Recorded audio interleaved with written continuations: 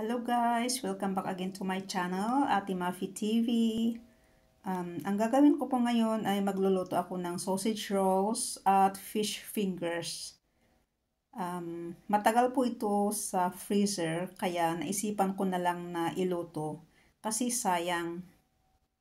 Ito na lang po ang aking dinner for tonight. So ayan, ito na po ang aming lutuan. Old model po siya pero maganda pa rin.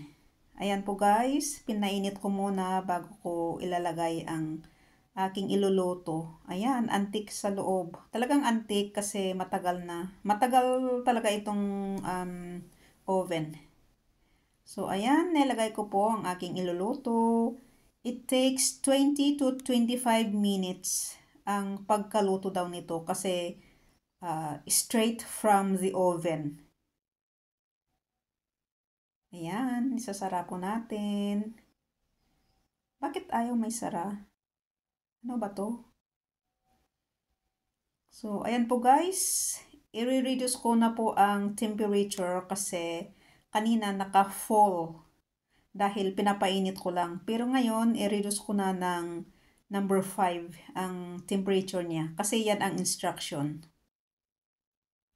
Number 5 and 20 to 25 minutes. According sa instruction ha. So, ito na po guys. Luto na po. Ayan. Magandang pagka-brown ng fish finger. Fish fingers. Ayan. Ito po ang aking dinner plus may kunting vegetable salad na cucumber, lettuce at may apple, kunting apple. Kasi mas maganda din pag laging may vegetable sa ating pagkain, di ba?